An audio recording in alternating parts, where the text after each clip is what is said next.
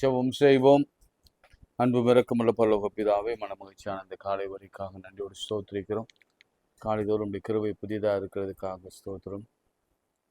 ஆண்டவரே, உன்னதமான மரபில் இருக்கிறவன் சர்வ வல்லவன் நிழலில் தங்குகிறான். நாங்கள் உங்களுடைய கூடாரத்திலே வசிப்பதனாலே சுகமாய் இருக்கிறோம். நீதிமான் ஓடி சுகமாய் தங்குகிறான். என்னை நீ வாழாக்காமல் தலையாக்குகிறீ, கீழாக்காமல் நீ மேலாக்குகிறீ. அதுக்காய் ஸ்தோத்திரம். எல்லா தரித்திரங்களை நீக்கி, வியாதிகளை நீக்கி, பலவீனங்களை நீக்கி, நோய்களை அகற்றி எங்கள் பிராணனை அழிவுக்கு விலக்கி மீட்டு நன்மையினால கிருபையினால முடிசூட்டுகிறீர். உமக்கு ஸ்தோத்திரம்.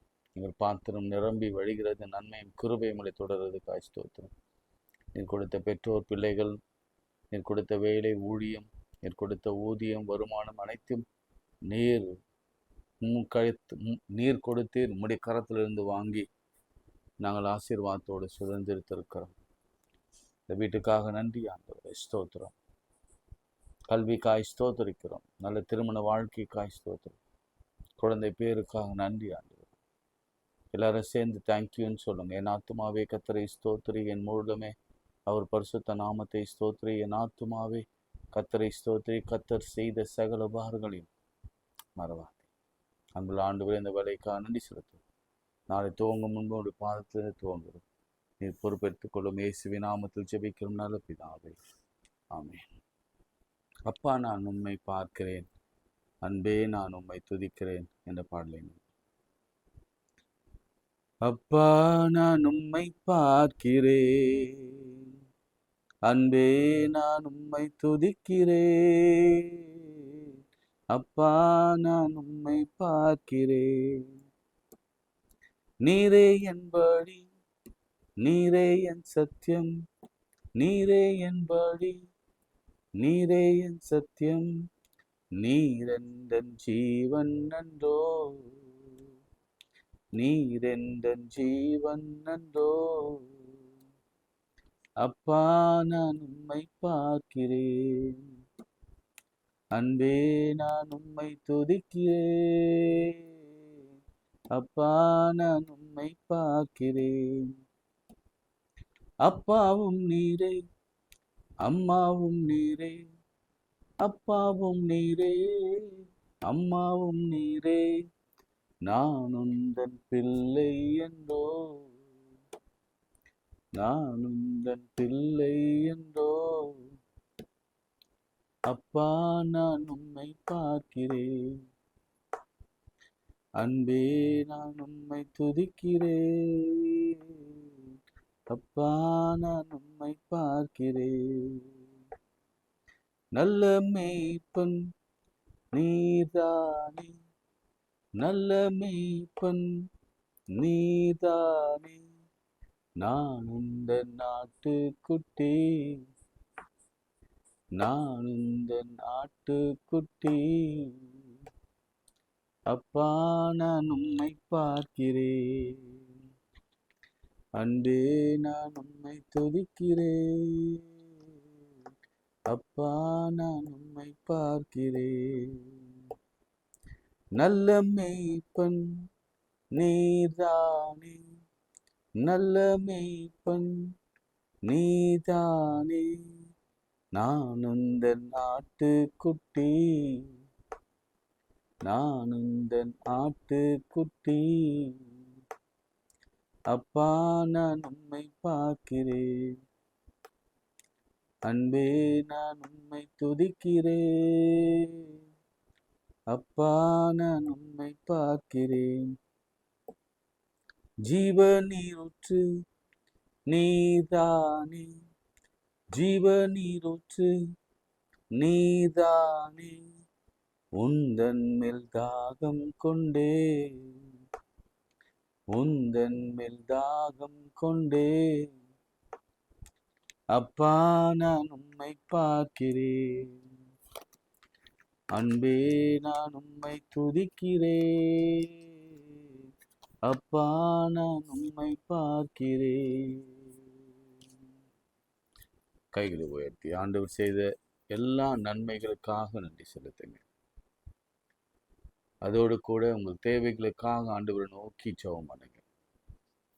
கடந்த வாரம் முழுவதும் எப்படி ஜெபிக்கணும், எந்த வார்த்தையை பயன்படுத்தணும்னு சொல்லி ஆண்டவர் நம்மோடு கூட பேசி கொண்டு வருகிறார். சிறுமையும் எளிமையுமானவனை நினைத்தருளும் ஆண்டவரே. ஆண்டவரே, நாங்கள் உண்மையே நம்பி இருக்கிறோம். தேவனே, பாவியாக என் மேல் கிருபையாக என்று நாங்கள் கேட்கிறோம். தாவீதின் குமாரன் எனக்கு இறங்கும் என்று கதறுகிறோம். நிற்க பலன் இல்லை ஆண்டவரே, எங்கள் கண்கள் உண்மையை நோக்கி கொண்டிருக்கின்றன என்று கேட்கிறோம். நீர் ஆசீர்வதித்தால் ஒழிய உம்மை போக விடவே மாட்டோம் என்று சொல்லி கதறுகிறோம். சோர்புறமாய் திருந்து எசேக்கியா ஜெபித்தது போல ஜெபிக்கிறோம்.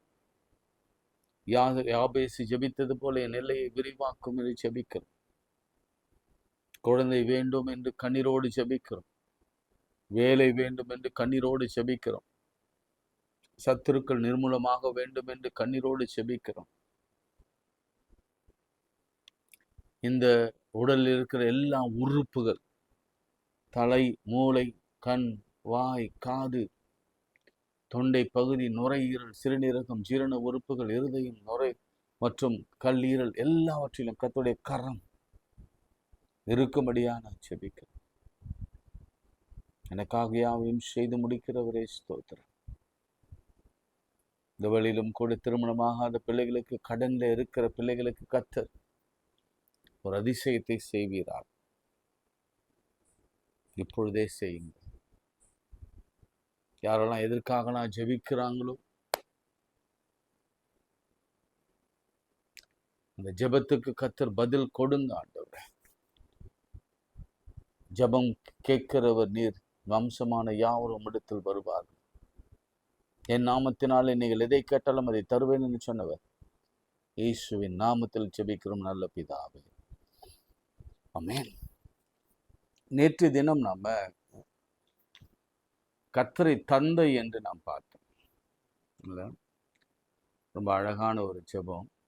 அந்த ஏழை விதவை அநீதியான ஒரு நியாயாதிபதியத்தில் ஜெபம் பண்ணுகிற பொழுது, எனக்கான நியாயம் விசாரிங்க விசாரிங்க என்று இரவும் பகலும் தொந்தரவு செய்த பொழுது, அவள் இனிமேல் வந்து என்னை அலட்டாதபடிக்கு அவளுக்கு நான் நியாயம் செய்வேன்னு சொன்ன பொழுது, ஆண்டவர் அதை இப்படிதான் முடிக்கிறாரு. இந்த உலக பிரகாரமான மனுஷனே நல்ல ஈவுகளை கொடுக்க அறிந்திருக்கும் பொழுது உங்களுடைய பரமபிதா பரிசுத்த ஆவியை அல்லாதிருப்பது எப்படி? அப்போ அப்பா அங்க நம்ம பார்க்கிறோம். பரமபிதா, அதுதான் நான் எடுக்க போறேன். லூக்கா 15ஆம் அதிகாரம், லூக் சாப்டர் 15. பின்னும் அவர் ஒரு உவமையை சொன்னார். 11th verse. ஒரு மனுஷனுக்கு 2 குமாரர்கள் இருந்தார்கள். அவர்களிலே இளையவன் தகப்பனை நோக்கி, தகப்பனே, ஆஸ்தியில் எனக்கு வரும் பங்கை எனக்கு தர வேண்டும் என்றான். அந்தபடியே அவன் அவர்களுக்கு தன் ஆஸ்தியை பங்கிட்டு கொடுத்தான். சிச்சுவேஷனை கவனிங்க. ஆண்டவர் சொல்றாரு, தகப்பனிடத்துல 2 பிள்ளைகள் இருக்கிறாங்க. ஆஸ்தியில எனக்கு பங்கு வேணும் என்று சொல்லி இளையவன் கேட்கிறான். நமக்கு தெரிஞ்ச கதை. சில நாளைகளுக்கு பின்பு இளைய மகன் எல்லாவற்றையும் சேர்த்து கொண்டு தூர தேசத்திற்கு புறப்பட்டு போய் அங்கே துன்மார்க்கமாய் ஜீவனம் பண்ணி தன் ஆசையை அழித்து போட்டான். எல்லாவற்றையும் அவன் செலவழித்த பின்பு அந்த தேசத்தில் கொடிய பஞ்சம் உண்டாயிற்று.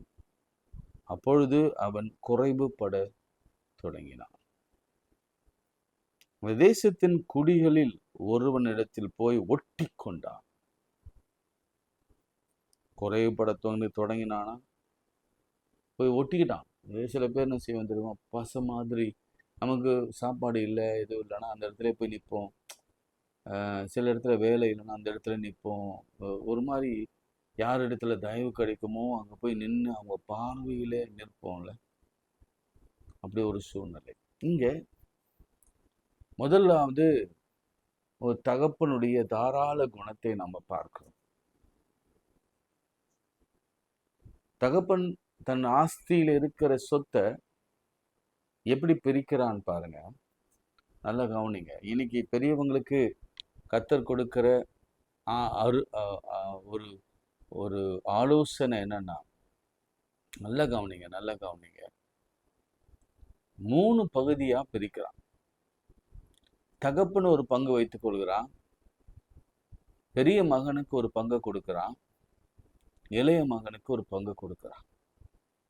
நான் மீண்டும் மீண்டும் உங்களுக்கு வலியுறுத்துற காரியம் என்னன்னா, நம்ம என்னதான் ஜெபித்தாலும், நம்ம என்னதான் வேதம் வாசித்தாலும், என்னதான் உபவாசித்தாலும், நம்ம பிள்ளைகளை நாம நம்புகிறோம், தப்பில்லை. ஆனாலும் நமக்கு ஒரு ஹோல்டு இருக்க வேண்டும். அப்படி ஹோல்டு இல்லைன்னா நம்மளை நிர்கதியாய் விடுகிற சூழ்நிலை வரும். அப்போ நம்ம யாரையும் குறை சொல்ல முடியாது. அவனுக்கே ஒரு ஃபாரின்ல போய் செட்டில் ஆகணும்னு தோணும், அவளுக்கு போய் செட்டில் ஆகணும்னு தோணும். அப்போ அவங்க போய் செட்டில் ஆகுவங்க இங்க நம்ம பார்த்துக்க கூட ஆள் இருக்க மாட்டாங்க. நம்ம மனசுல புள்ள போய் நல்லா செட்டில் ஆயிட்டான், ஓகே நல்லா இருக்கட்டும், தட்ஸ் இட், முடிஞ்சு போச்சு. நம்மளும் பிளேம் பண்ண முடியாது. காரணம் என்னன்னா, நம்ம கிட்ட இருக்க வேண்டிய அந்த பிடிமானம் நம்ம கிட்ட இல்லை, ஹோல்டு இல்லை. இந்த இந்த இந்த நிகழ்ச்சி முடிவில் தான் அந்த அப்ளிகேஷன் வரும். நான் முன்னாடியே அப்பாவுடைய நிலைமையை நான் சொல்லிடுறேன். அப்பா எவ்வளோ கேர்ஃபுல்லாக இந்த பிள்ளைகளை ஹேண்டில் பண்ணுறாரு பாருங்க. ஒரு தகப்பனுக்கு தெரியும், இந்த தாய்க்கு தெரியும். சரி, இவன் அப்பா விட்டு போன பிறகு துன்மார்க்கமாய் ஜீவனம் பண்ணி பணத்தை எல்லாம் செலவழித்து இன்னைக்கு கடன் ஏன் வருது? இன்னைக்கு அதை பற்றி தான் சில புத்தகங்களை வாசித்து கொண்டிருந்தேன். It's really a curse from the God. இல்லை கடன் கர்த்தர் கொடுத்தாரா? இல்லவே இல்லை. நம்ம வசதிக்காக, நாம ஆடம்பரத்திற்காக, நாம அவசரப்பட்டு, நாம நம்முடைய தகுதிக்கு மீறி, நாம நம்முடைய வருமானத்திற்கு மீறி, நாம முன் ஆலோசனையின்றி யோசனையின்றி செய்கிற தப்பினாலே கடன் வருகிறது.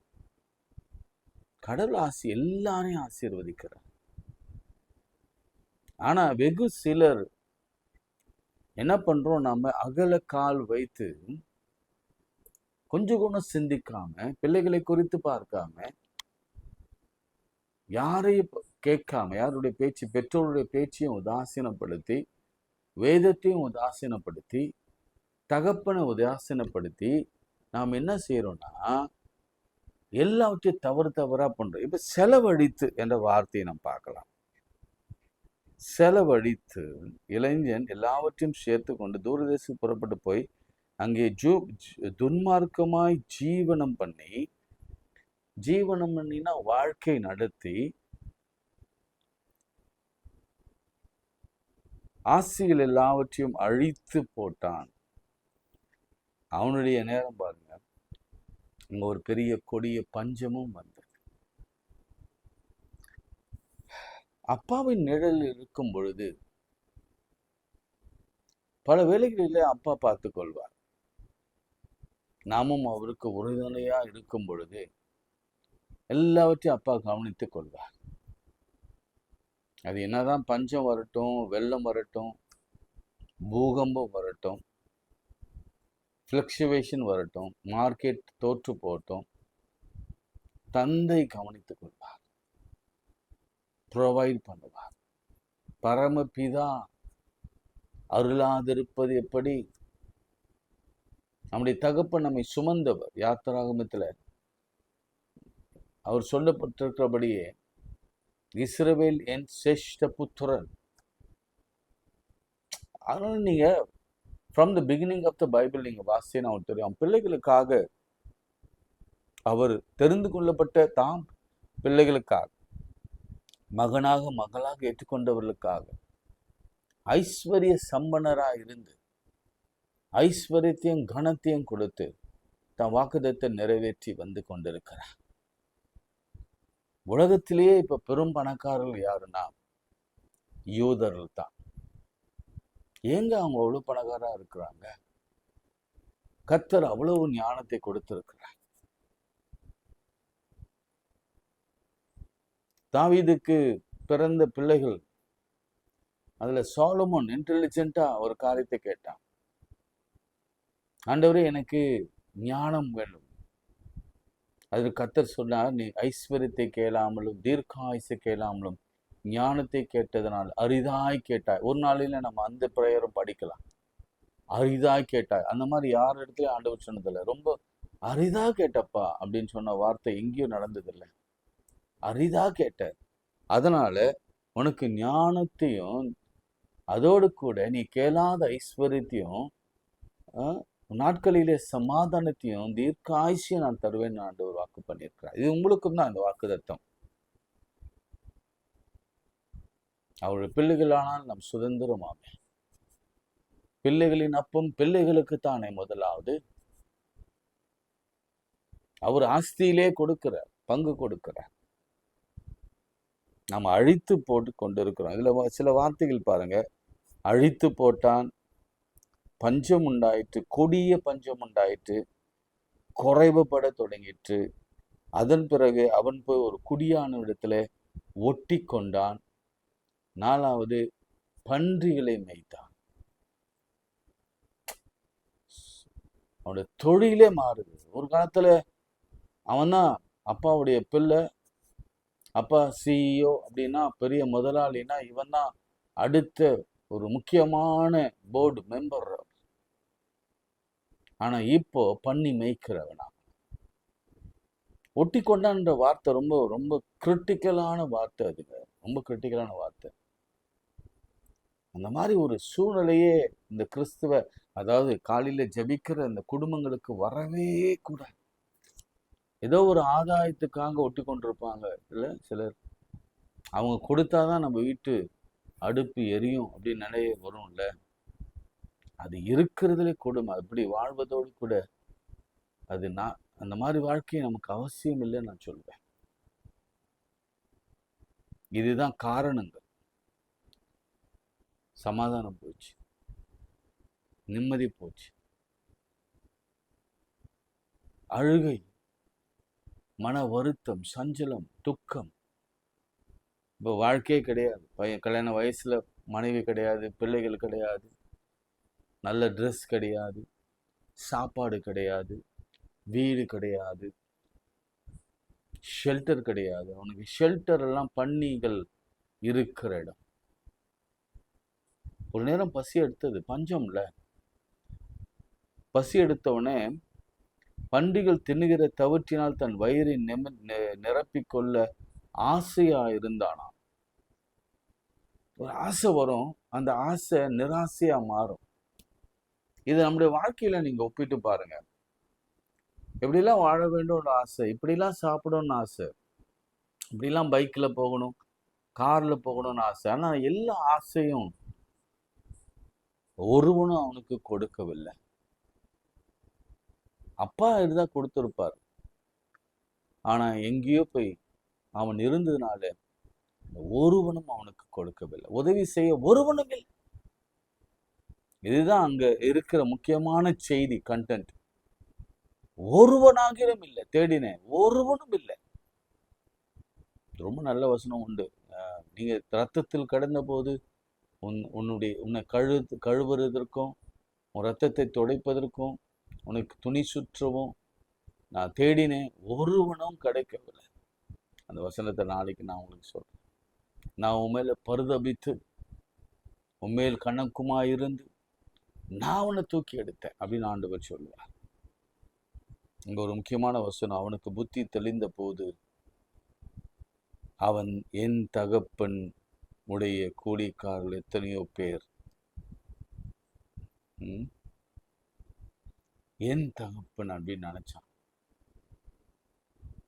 நல்லா சாப்பிட்றாங்களே, நான் பசினால சாகுறேன். கவனிங்க, என்ன தெரியுமா? அப்பா விட்டு போனா மரணம், பசியிலே மரணம், பாவத்தில் மரணம். மரணம் தான் சம்பவிக்கும். அப்பாவோடு இருக்கிற வரைக்கும் உன்னதமானவரின் மறைவு, புகலிடம், நீதிமான் ஓடி சுகமாய் தங்குவான். அதனாலதான் நான் எப்பவுமே சொல்றது, நீங்க உலகத்துல என்ன வேணும்னாலும் பண்ணுங்க, ஆனா அப்பா மாத்திரம் விட்டுறாதீங்க. நான் என்னுடைய வாழ்க்கையில பிராக்டிஸ் பண்ற விஷயம் அதுதான். அப்பாவுக்கு அவருக்கு பயப்பட வேண்டிய விஷயத்துல பயந்தே ஆகும். சொல்றது பரமபிதா. சொன்னா இப்ப சாகுறேன் அப்படின்னா, நான் எழுந்து என் தகப்படத்திற்கு போய், தகப்பனே, பரத்துக்கு விரோதமாக உமது பார்வையில் செய்து பாவம் செய்தேன். இனி உடைய குமாரன் என்று சொல்லப்படுவதற்கு நான் பார்த்திருந்த என்னுடைய கூலிக்கார் ஒருவராக வைத்துக் கொள்ளும் என்பேன் என்று சொல்லி எழுந்து புறப்பட்டு தகப்படத்திற்கு வந்தான். அவன் தூரத்தில் வரும்போது அவன் தகப்பன் அவனை கண்டு மனதுருகி ஓடி அவன் கழுத்தை கட்டி கொண்ட அவன் முகத்தை முத்தம் செய்தான். குமாரன் தகப்பனை நோக்கி, தகப்பனை, பரத்துக்கு விரோதமாக உமக்கு முன்பாக பாவம் செய்ய இனி இப்படி குமாரன் என்று சொல்லப்படுவதற்கு நான் பாத்திரன் அல்ல அப்படின்னு சொல்றான். அப்ப என்ன சொல்லியிருப்பாருன்னு நினைக்கிறீங்க நீங்க? என் பிள்ளை இந்த மாதிரி விட்டுட்டு போயிட்டு வந்துட்டானா என்ன சொல்லியிருப்பேன் நான்? அப்பயே சொல்ல அவனுக்கு, இந்த விட எவ்வளவு கேவலமா வந்து நிக்கிறடா நீ, உன் அண்ணன் என்னடா சொல்லுவான் அப்படின்னா நம்ம கொஞ்சம் கொஞ்சம் பேசிடுவோம் கோபத்துல. இங்க அடுத்த வசனமே பாருங்க. அப்பொழுது தகப்பன் தன் ஊழியக்காரர் நோக்கி, இது எதையோ அவன் காதுல வாங்க. இது ஜெபம். இது ஆண்டவர் எங்க அவனை அவனை அவனை பார்த்துட்டாருன்னா, புத்தி தெளிந்த பொழுது அவனுக்குள்ள ஒரு முடிவு, டிசையர் வந்துட்ட பிறகு அவர் முடிவு எடுத்தான் பாருங்க. எங்க அப்பா கிட்ட போறேன் அப்படின்ட்டு, மன்னிப்பு கேட்க போறேன்னு முடிவு எடுத்தான் பாருங்க. அதுவே போதுமானது. அதுவே போதுமான. இதெல்லாம் சொல்லணும்னு அவசியமே இல்லை. இன்னைக்கு நான் உங்களுக்கு அதுதான் உங்களுக்கு கற்றுக் கொடுக்க போகிறேன். ஒரு தெளிந்த புத்தி வேணும், அவ்வளவுதான். இதெல்லாம் மனசுல இருந்தாலே போதும். நான் அப்பல இல்லப்பா, நான் இனி உங்களுடைய குமாரன் சொல்லப்படுவதற்கு நான் பார்த்திருந்தேன், நம்முடைய கூலிக்காரனை வச்சுக்கோங்க, அவசியமே இல்லை. அதெல்லாம் நீங்க ஆண்டவரத்துல சொல்ல வேண்டிய கட்டாயமும் இல்லை. நான் நிறைய நேரத்தில் ஜெபம் பண்ணும்போது அப்படியே ஜெபம் பண்ணிப்பேன், விரக்தியில ஜெபம் பண்ணுவேன். பா, நீ உங்க பிள்ளைங்களுக்கு தான் கொடுப்பீங்க, எங்களுக்கெல்லாம் கொடுப்பீங்களா? நாங்களாம் யாரு வேலைக்காரங்க, நாங்க யாரு அந்நியருங்க, எங்களுக்கெல்லாம் நீங்க கொடுப்பீங்களா? அப்படிலாம் கூட விரக்தியில ஜெபம் பண்ணியிருக்கேன். இனி நாம அப்படி இல்லை. நமக்கு ஒரு அப்பா இருக்கிறார், அந்த அப்பா இடத்துல நம்ம போயிடுவோம். அப்போ ஒவ்வொரு நாளும் எப்படி நடத்துறாருன்னு வித்தியாசமா இருக்கு. உண்மையா பாடுகள் நிறைந்த உலகத்துல தான் ஓடிக்கொண்டு இருக்கிறோம். நிறைய துரோகங்களும் இருக்கிற இடங்களில ஓடிக்கொண்டு இருக்கிறோம். ஆனாலும் அந்த ஒவ்வொரு நாள் முடிவில் பார்க்கும் பொழுது உண்மையாகவே ஆண்டவர் ஏதோ ஒரு நன்மையை ஆண்டவர் செய்து கொண்டே வருகிறார். நம்ம ஜீவனோடு இருப்பதே பெரிய கிருபை தான். இருக்குது, தொடர்ந்து வருது. அமைதி இல்லை, சமாதானம் இல்லை, துக்கம், குறைவு, வேதனைகள் தான். எத்தனைக்கு நான் அப்பாவுடைய ஆசையை பெற்றுக்கொண்டு நான் ஓடல, இருந்தாலும் கொஞ்சம் விலகி இருக்கிறேன். அப்படி இருந்தும் எனக்கு எவ்வளவு பிரச்சனைகள் உண்டு. அப்போடு இருந்தா எதுவுமே நடக்காது. இங்க அவர் சொன்னார் பாருங்க, அவன் சொன்னது ஒண்ணுமே கேட்கல. அவனுக்கு வஸ்திரம் கொடுங்க, அவனுக்கு மோதிரத்தை போடுங்க, பாதரட்சியை போடுங்க, கொழுத்த கண்டி கொண்டு வந்து அடியுங்க, அவன் புசித்து நாம் புசித்து சந்தோஷமா இருப்போம். 24ஆம் வசனம் தான் முக்கியமான வசனம். அதை சொல்லி நான் சொல்ல மாட்டேன். என் குமாரனாகி இவன் மறைத்தான், திரும்ப உயிர்ப்பித்தான், காணாமல் போனான், திரும்பவும் காணப்பட்டான் என்றான். அப்படியே அவர்கள் சந்தோஷப்பட தொடங்கினார். அவர்கள்லாம் யாரு?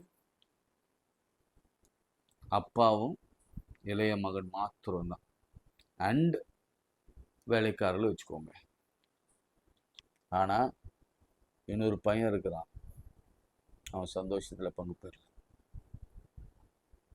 சந்தோஷப்பட தொடங்கினார். எனக்கு உங்க ஜெபம் எது தெரியுமா? ஜெபமே இல்லை, உட்கார்ந்து ரியலைஸ் பண்ணுங்க. I missed somewhere, I missed my father somewhere. இந்த காரியத்தை நான் உங்களுக்கு சொல்லிட்டு நான் செபிக்கிறேன். ஞாபகம் வந்துருச்சு. ஆவியான சில விஷயங்களை சொல்லும்போது ஞாபகம் வந்துடும். இயேசு கிறிஸ்து வருஷந்தோறும் ஜெருசலேம் தேவாலயத்துக்கு கொண்டு போவான். சின்ன வயசுல இருந்து கொண்டு போவான். கொண்டு போயிட்டு வீட்டுக்கு வருவான். கொண்டு போவான். 12 வயதுல அவர் அங்க இருக்கிறார். அங்க இருக்கிற பெரியவர்களோடு கூட, பரிசேயர்களோடு, சதுசேயர்களோடு கூட பேசுகிறார். இதெல்லாம் பார்த்து ஒரு வியப்பு உண்டு. எல்லாம் திரும்பி வராங்க.